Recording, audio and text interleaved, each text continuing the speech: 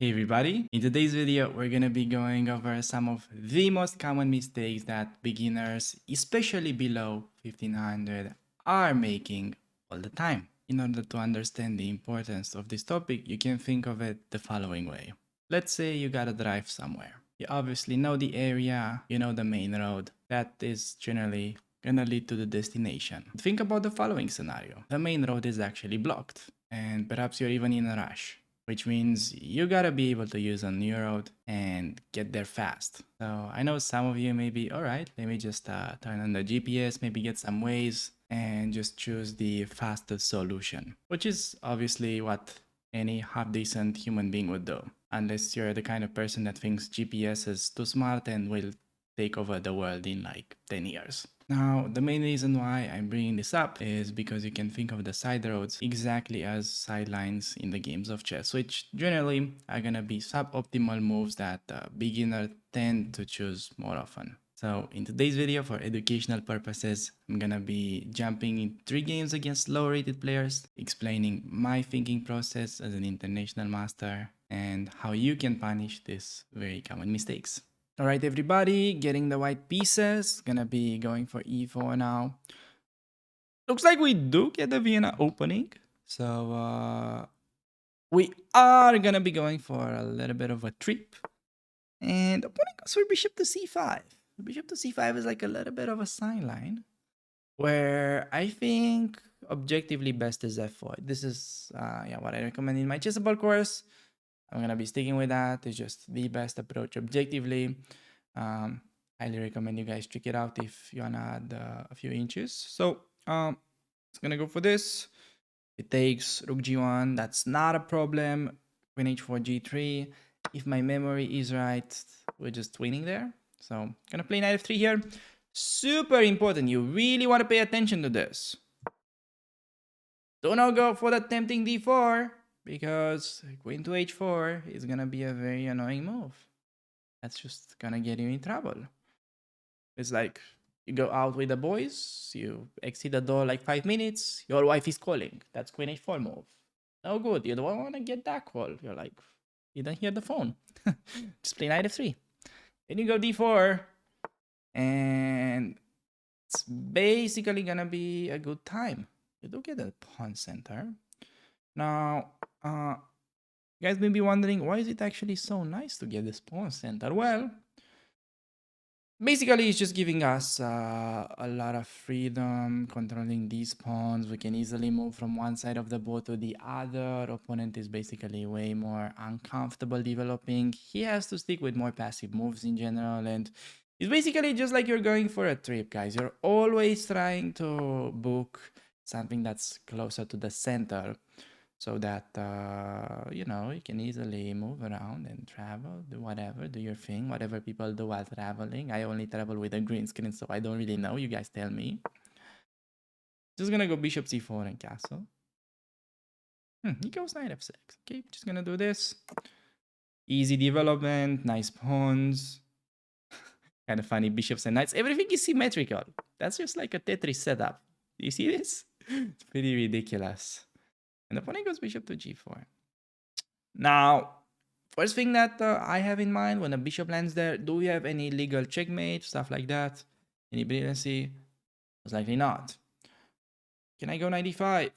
Uh, uh, maybe hitting the bishop, because now we're no longer pinned. Also, his king is in the middle, so that's kind of making e5 interesting. However, probably best just go for the pin. Best by test. Boom. If I get this, it's just like resigning for him. The spin is just like so bad. He needs to really react immediately, and h6 probably just take and then jump with the knight. That I think is probably the best, objectively speaking. How do I know? I have no life, so you have to trust me. I study opening theory quite a lot. Is this theory? Not really, but I've seen like similar scenarios. So yeah, I guess you just have to adapt. Playing 95, hitting both, hitting c7, so he has to go back. What are we actually gonna do there? Because theory ends, and first time I have to make a move, usually the evaluation just drops like crazy. Just need to resign. So, yeah, I don't know. Should we take? Should we play c3? Should we go a4? Oh, a4 is so good. Look at this. This move is gonna win you games. You have to wake up, guys. If you're like sleeping, this is what is gonna win you like a million games in the Vienna. Still, I mean, I was hoping he's gonna play like castle, honestly, and then we go c3, bishop there, b4, bishop there, a5, and we win a piece. That's like always happened in beginner games. He goes back, however, kind of makes it interesting. Am I gonna go b4? That's like losing a pawn, so should not do. That's still c3. Now he has to go either a6 or bishop b6. Yeah, that's good. Opponent's actually pretty five-head. Opponent, jeez, what is up with these opponents? You cannot beat anyone. Oh, oh my! We really have such a nice trick in this position. Not sure if you guys like can see this, but I mean, it's easy to sort of get lost in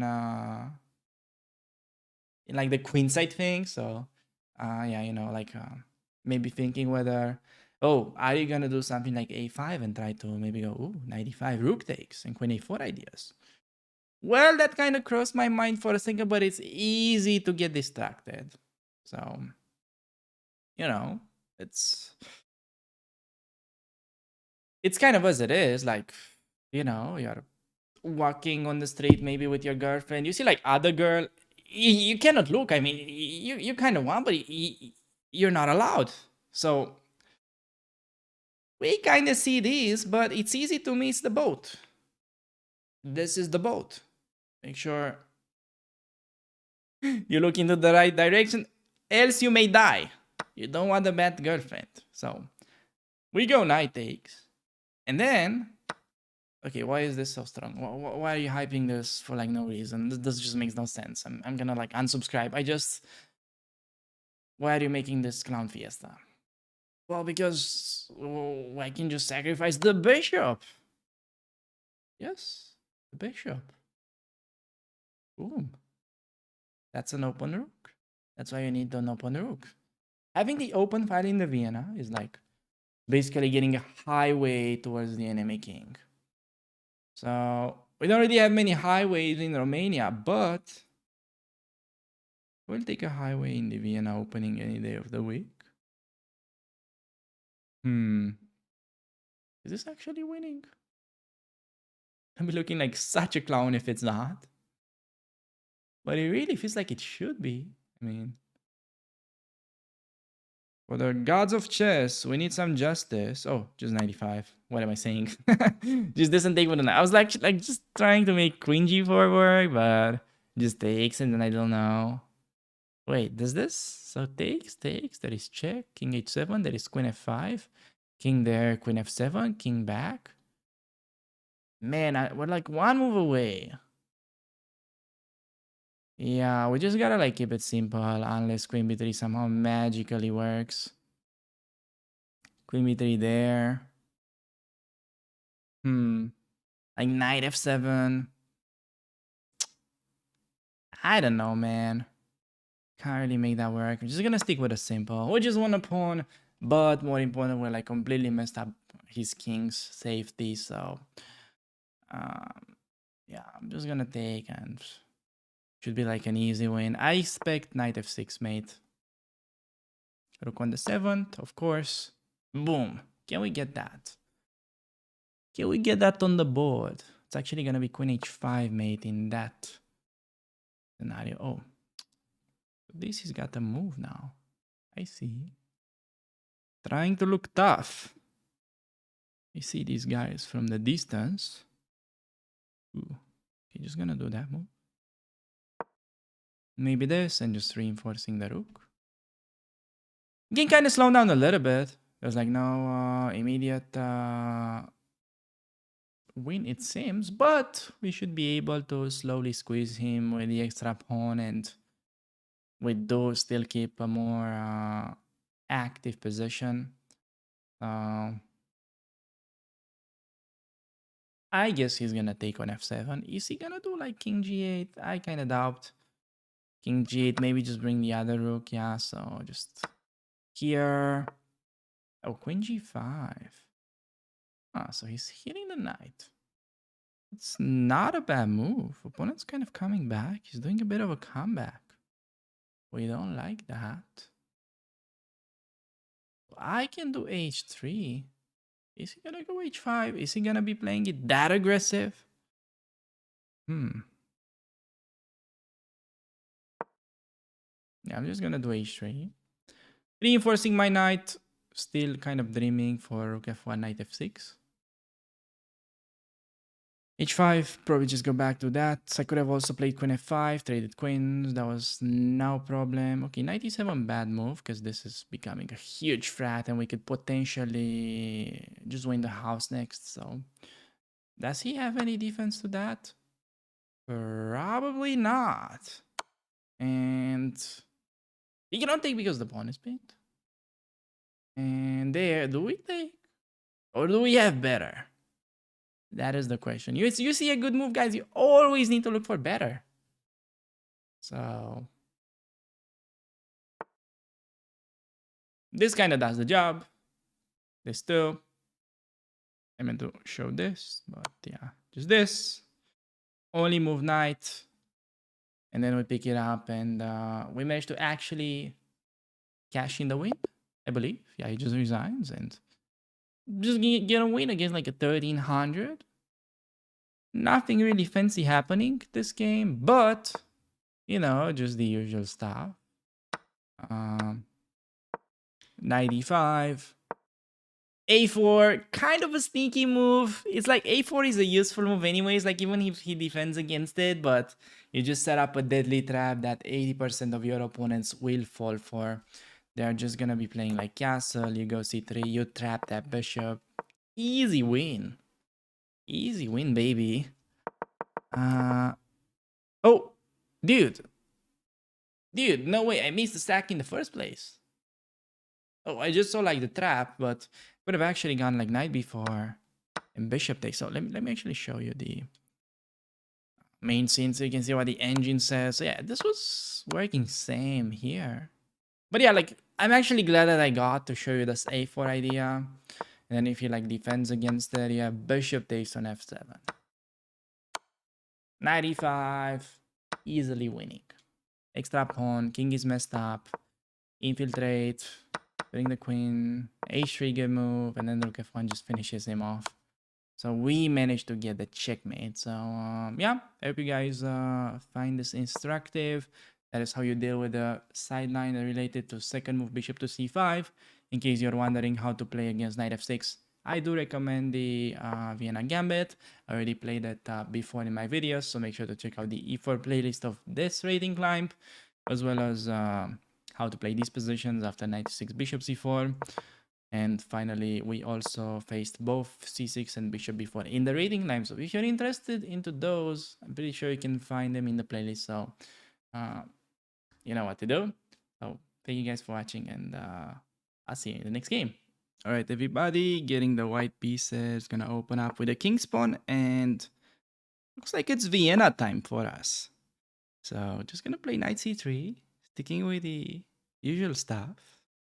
And let's see what opponent is gonna play. Expecting knights on the natural squares, bishop moves, b4, c5, pawn move to c6, and pawn to d6. But guys, the thing with this d6 move, it's like, look at the bishop on f8. It's like such a sad bishop. I mean, just when the game is about to begin, black is locking the dark squared bishop inside the pawn chain. I mean, in order for you to like better understand how bad this bishop is, it's like basically you are trapped at home, you have to watch out for the kids, and your wife goes out to the club in the night.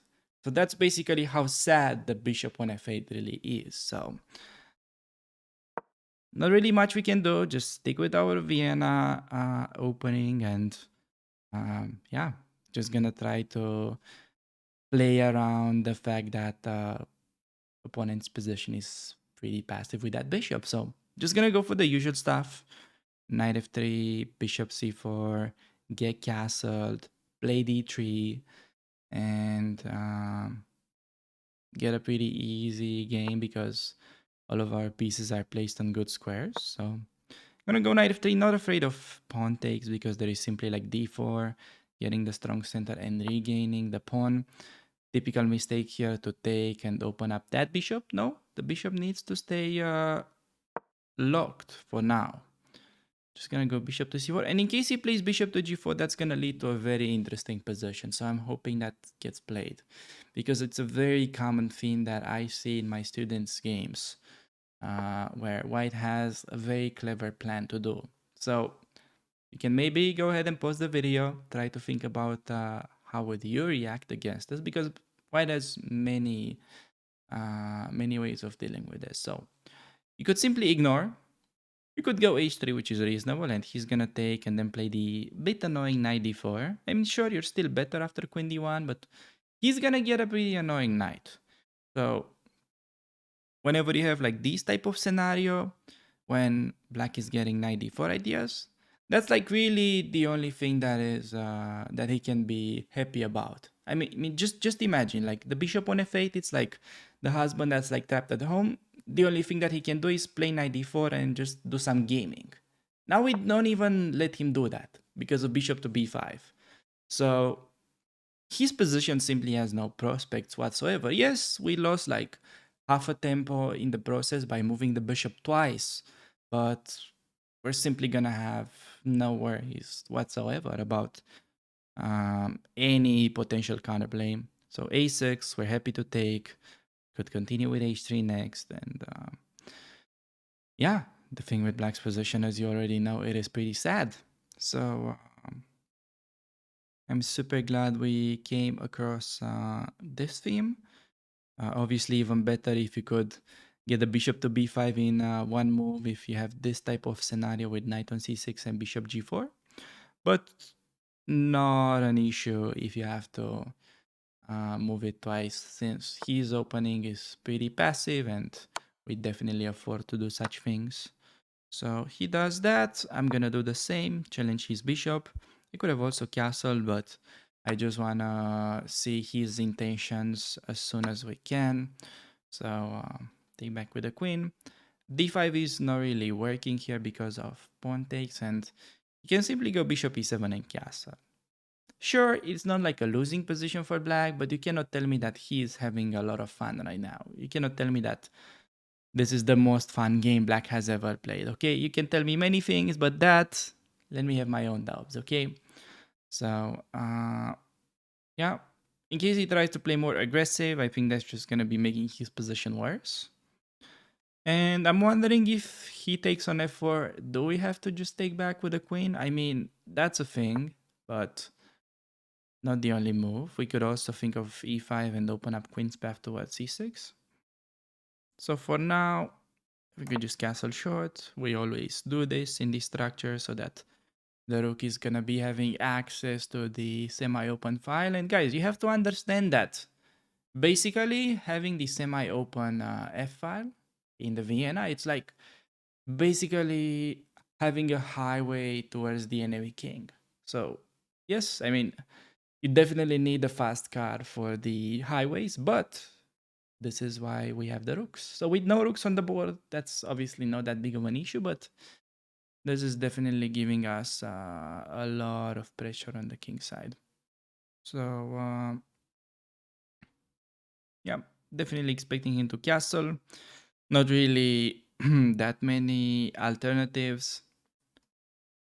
I think I'm just gonna go for d3. I could also go fe and just kind of make sure the structure is weak for my opponent. Actually, I should have perhaps gone fe a little bit earlier. I think for him may be clever to take so that he keeps these pawns kind of compact. Because now I take and then he's gonna have this three like isolated pawns. This is definitely not good for him. So after pawn takes, I'm gonna be playing d3. And I think rook b8 is a move for opponent. And generally that is answered with b3. But I remember, by the way, this is also covered in my Vienna course on chessable. So yeah, make sure to check that out if you want to put some extra inches on your penis. It's a great course. Uh, so the trick is when rook b8 happens, you don't play b3 immediately. You play like king h1. And then you do b3. So queen d4 does not come with a check. But when he does that, I mean, I can easily block, but I think it's even better to sidestep. Now, why is it better to sidestep? Because I feel like we can try to use this annoying pin. So no need to, yeah, rush with that. See, bishop on d4 looks like the most bishop active of all time. I mean, good joke. This is like literally you when you're trying to look productive, yeah? You just like get in front of your computer. Let's say you get your headphones, start browsing YouTube. You're like trying to multitask, and then whatever you end up doing, just watch random videos for like 8 hours. This bishop looks like, it's most active bishop in the building. Dude, it's doing absolutely nothing. It's like the most terrible bishop I've seen in a while. Not only that, it's a terrible bishop, but it's now just letting the whole house on fire. See, like the bishop was passive the whole game. Now, first time he can breathe, just tries to get an active position. But he completely loses the game because it's no longer protecting the f6 knight. The bishop had one job. Watch out for the kids. Keep the knight defended. He failed that, and now we get a completely winning position. But still, uh, okay, I mean, you can obviously just take twice next and win a pawn, but I don't think that would be the most precise way of dealing with this. You gotta pay attention and, like, find the best way to refute this. So taking is an option. Thinking queen g3, trying to do that. Queen g3, he has one move that could generate counterplay though, and you don't want to forget about knight h5. Hitting the queen and this bishop, and if I go queen h4, maybe f6 is annoying. So I don't want to play queen g3 because I feel like that's letting him unpin. Now, I mean, I could also play like a simple move, like let's say rook to b1, I would be assuming, or like knight d1. Bishop b2 and then rook b1. Oh, that's actually clever. So I'm gonna offer him a bait. I'm gonna go knight d1. And if he takes, I'm not gonna take, I'm just gonna play rook b1. He's gonna go back with the bishop. We're gonna have the option to take. Yeah, look at this. And now we are deflecting the queen. And then the f6 knight will be way more vulnerable. So I think that's a pretty nice trick that opponent didn't seem to watch out for. So he probably expected the obvious capture. By the way, another key idea in these positions, you can maneuver the knight around f5. Probably not gonna need this here, but just so you know, this is typical reroute. So yeah, if black pushes g6, it always weakens this knight, so it's very hard to deal with this plan. And yeah, he doesn't have a lot of things to do. He just has to step back, we take, and I think we simply take with the bishop. I mean, I wish we could have exchanged sacked somehow. Okay, he just goes h6, but the problem with that move is that it's actually simply losing a piece. We have bishop takes and then just forgot about this one. So he kind of panicked about this like whole situation with takes, then take on f6. But yeah, just gonna keep it very simple. And I could take with the rook, but I think that's small inaccuracy because he takes and hits my knight with rook b8. I still have knight c4, and that's kind of easily winning. I don't know which one should we go for. I feel like I'm just gonna take this way and play knight c4, so making sure we have good grip over both files. So yeah, just gonna do this. He also has to watch out for the pawn. Now knight can easily maneuver around f5 square, so it's gonna be creating some nightmares from the enemy king. Now, a pretty interesting move that you wanna watch out for whenever you have the open file and you can try to double up, it's rook b3. Oh, I meant here. So threatening this, and in case he takes, you can take with the pawn and improve your structure. And then use the file to attack this pawn. So when he takes, we just get full access to the 7th rank. Whenever you can place your rook on the 7th, that's usually the best move. And I think now we can just start chipping away at his pawns. Could also think about bringing the king since this is an endgame. Could also do that. I mean, everything wins. I think I'm just gonna play it simple and start collecting pawns by one. He's trying to become a little bit annoying. Still, I think we can ignore for now and can start pushing the pawn. King of rook c6. Yeah, I'll just push and you want to watch out for this. So when king f4 gets played, well, I could do king h2, but I can also take with check. So I think I'll rather do that. Just grab a little bit of material in the process. Can we create a mating net? Not one that I can see. I'll just get rid of the king. Pick up another pawn. Actually, king h2 would have been a nice mating net. So yeah, I think this is like a pretty textbook win whenever he goes for the early d6. So keep in mind why this is actually such an important theme for the Vienna. Because if you could reach this position even after knight f6, and when you go for the Vienna gambit, a lot of your opponents will decline it with d6. Then you basically get to face this kind of stuff. And like bishop c4 or bishop b5. And if this happens, you can use the same theme. And white has a very nice edge because of the pawn structure and because of the semi-open f-file. So yeah, I don't think there's anything we need to check about this game.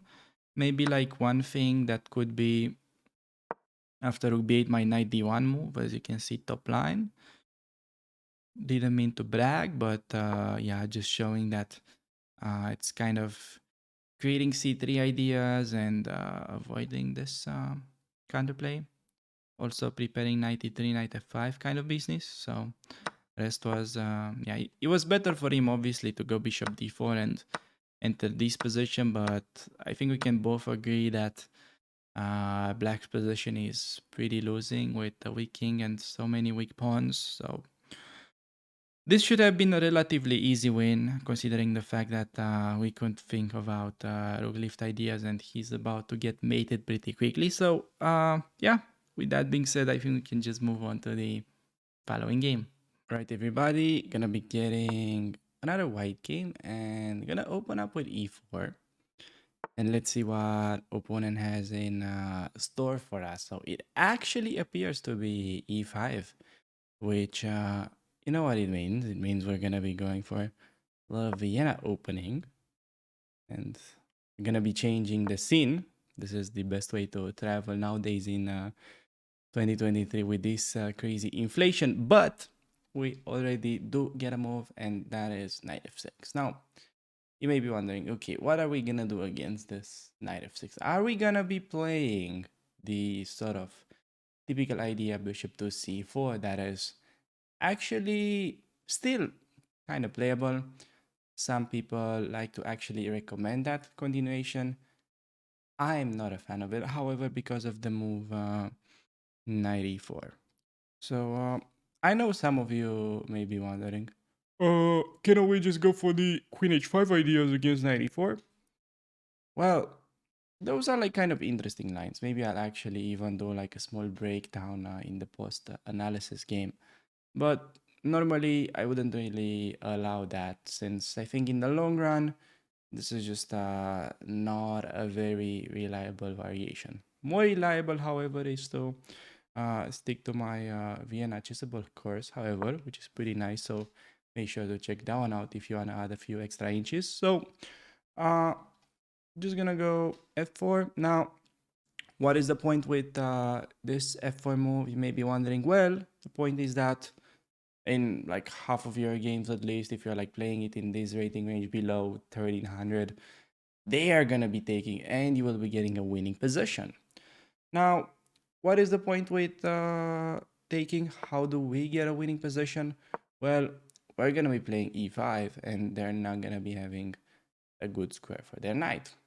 We already had that in a bunch of games on the channel because this is a rating climb, meaning that we kind of started this when I was like a 900, I believe. So we're gonna try to get this account close to 2000 by playing the Vienna opening mainly and e4 stuff And with black, we're going to be doing the Karo Kan. So check out the playlist if you haven't already. So opponent goes actually d6. Enough with the talking. What's happening when they play d6? Because this is also quite a common continuations, which I'm actually super glad that we have on the board since somebody asked about it in the YouTube comments. Now, without trying to be mean or anything, we had that in the past. So there's like a bunch of videos, uh, dealing with this move. So the main thing, however, that you want to remember about this d6 move, you don't want to rely too much on like concrete moves, but just understanding the fact that, I mean, look at the bishop. So we look at the dark squared bishop. What do we see? I think we see a pretty sad bishop. The bishop is just staring into this d6 pawn. And I think you can literally think of it as this bishop is just like your wife went out in the night in the club with the girls and you just have to stay at home. That's like how sad the bishop on f8 really is. Just look at it. It can do nothing. You just, yeah, you just sit there. So for that reason, we are just going to be playing the move knight f3. And yes, important here, while you're going for the move knight f3, you don't want to be going fe because that would open up the bishop's path. So you don't want to do that. You just want to keep the bishop locked and you already have a better position as white. So what are we going to do after knight f3? So point is, there's also like ideas to take on e5, which my opponent, by the way, just defends playing queen e7. Now, what I don't really like about the move queen e7 is the fact that it's kind of stopping black's natural development. So he's no longer going to be able to play bishop e7 and castle. So the bishop is like ultra passive right now. So yeah. Anyways, I wanted to say, besides fe, our general idea is we just want to go bishop c4, castle, d3, stuff like that. Easy development. White is just better because all of our pieces are on good squares. Queen e7, is this really changing much? I don't really think so. I'm just gonna play bishop to c4 without really being afraid of pawn takes on f4. I mean, when you're already like playing the Vienna Gambit, you need to be kind of okay with these type of things. I mean, if you're trying to play this opening and you are afraid that you may be down a pawn, sometimes it's like trying to jump into the ocean and without getting wet or something like that. So that is not a thing unless you're some kind of freak Aquaman. So uh, we're just gonna be ignoring that, and I'm gonna castle. And with that, I was actually setting a pretty deadly trap, which not sure opponent saw in advance, but mainly he just pre-moved g6. So the point was knight takes on e4 doesn't really work. Now the question is, why is this leading to a winning position for white? You may be wondering. So there's definitely a move like knight e5 that hits the queen, but even better and simpler, you can just trade knights and then both notice queen and king are on the same file. We can utilize this little idea, rook e1, and just win. So opponent plays g6 now. What are we gonna do? We're gonna be getting a massive center, or I'm gonna be playing d3. Actually, I could do both. I'm not 100% sure. I'm just gonna play d3 in this case. Now, the point is, when playing d4, you are getting like a massive center, but as long as there's no like concrete objective to achieve with a center, it may not really be that important. So I'm just gonna stick with simple play here, taking with a pawn, planning rook e1, bishop h6, standard ideas, just getting all my pieces involved. Opponent started playing like ultra fast for some reason. It's kind of like freaking me out, but I'm just gonna stick with normal play. So exchanging his dark squared bishop is generally a pretty important idea. I mean, if you think about it, that is like the main defender of my opponent's king. Okay, I'm just gonna take here, I think, opening up the file for the rook. Perhaps we could get some pressure on the knight. Another idea could be knight d4, but I don't really see what we're actually gaining with that. I'm just gonna stick with this. Perhaps bishop to g5 could be very annoying to deal with. I'm kind of considering that more and more. It's gonna be pretty tricky to unpin. Okay, I'm just gonna stick with very simple play. So, maybe make like a luft. He's got a check. I mean, I don't really care about the checks. Okay, let's exchange bishops. I'm gonna get my queen onto g5 to be a little annoying.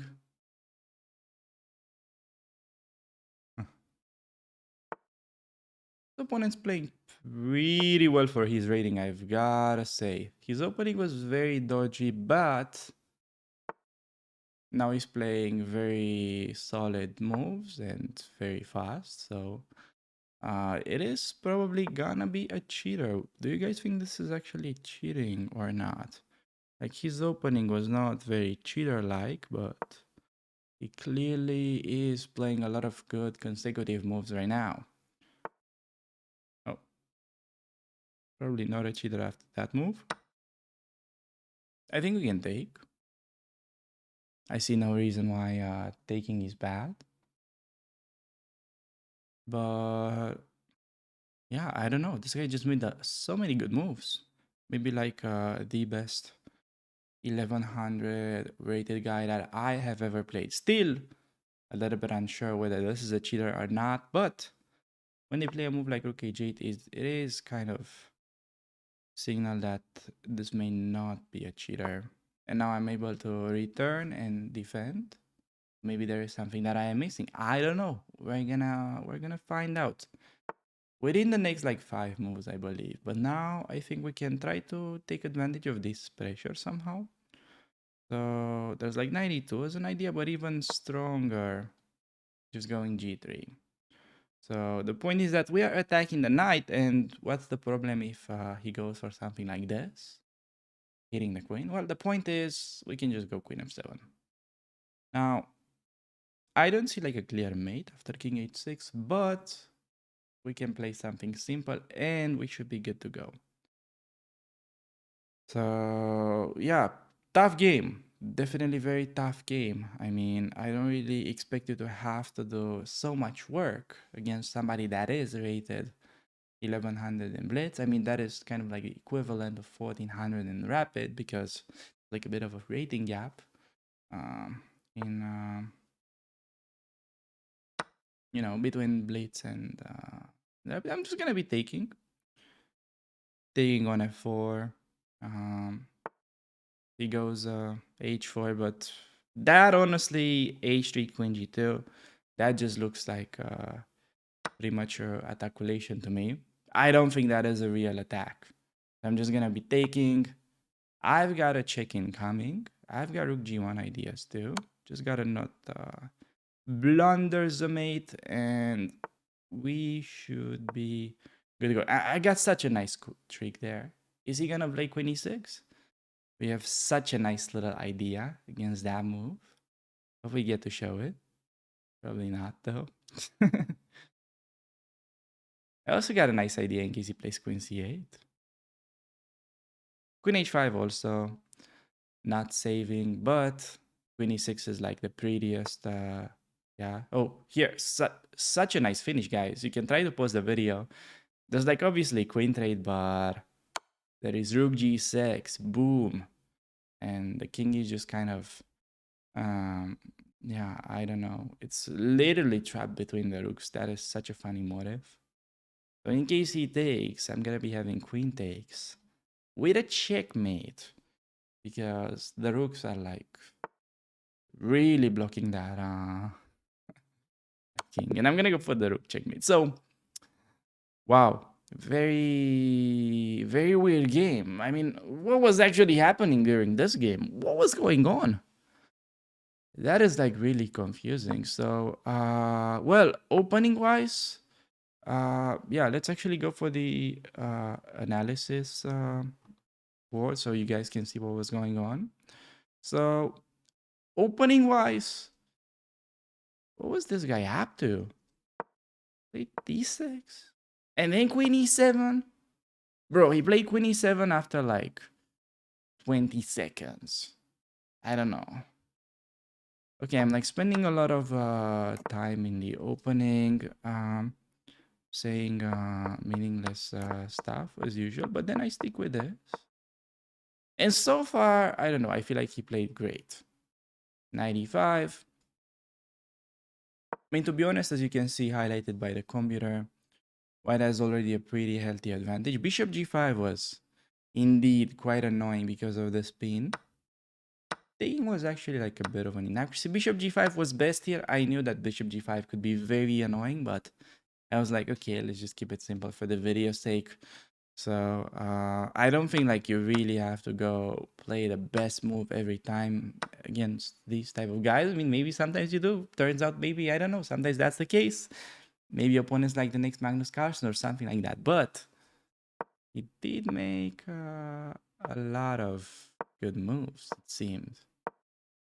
Now, knight f4. Okay, just go king h1 because, yeah, apparently the computer thinks we have a great move, which is something that we did end up playing in the game. But I mean, queen a7? Really? Are you gonna play queen a7 here? Aren't you afraid of anything? Yeah, so I was actually kind of contemplating about entering this position during the game, but I was like, there's no way this actually can be good because white has only one good move that's sort of holding the position together. And you know, like, what is the human reaction here? You could simply do something like queen f2, you know, thinking that, we won a pawn, and now the queen comes back guarding the king. Sure, that is great, like 90% of the time. But what happens when you get forked? Unlucky.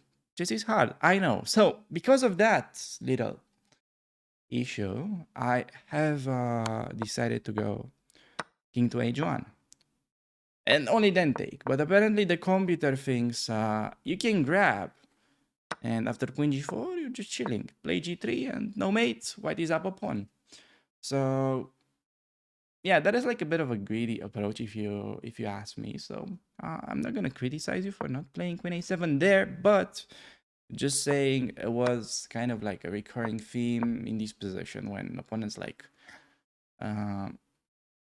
yeah, not doing much. And rook h8, I don't really know what it was up to do this move. Rook h8, I mean, dude, what is this?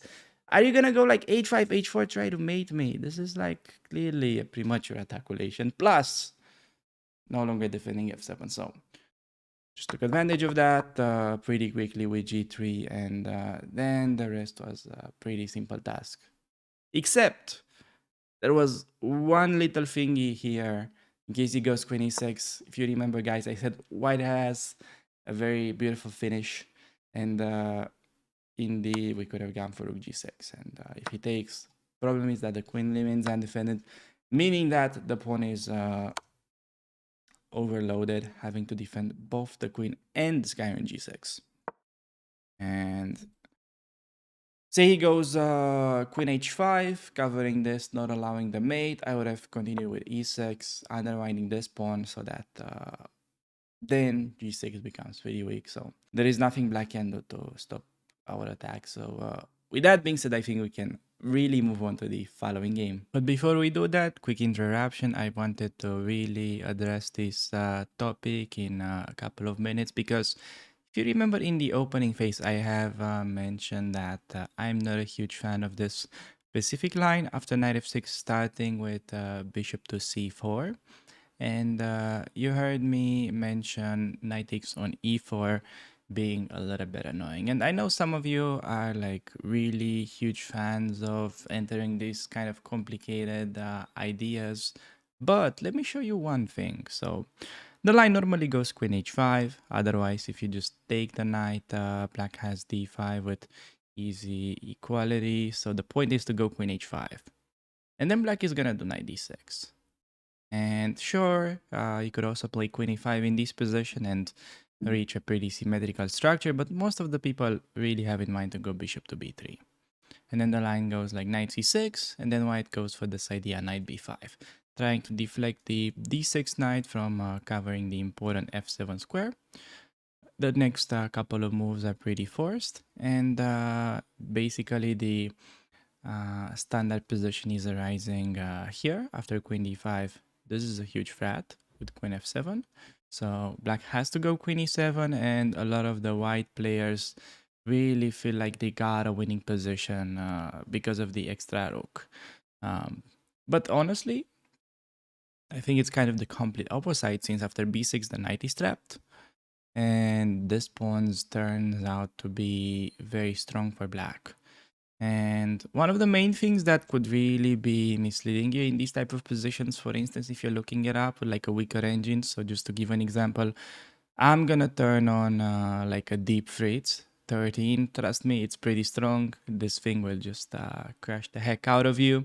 I have a very strong computer anyways in the first place, and it shows already like an eval of +2, which generally should be pretty good. But if you're looking at this with, let's say, something like Lila 0, so let me just close this thing and, well, actually, I was not supposed to do that, but let's say I'm already renting a bit of a stronger stockfish, and I'm gonna go ahead and also uh, get a Lila going in that position.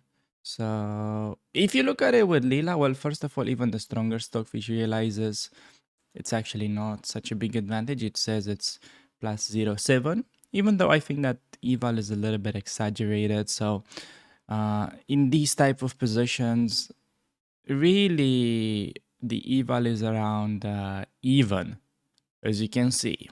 And what does that actually even mean? It's like an equal position, but we are up a full rook. So that normally should be equivalent of like a +5.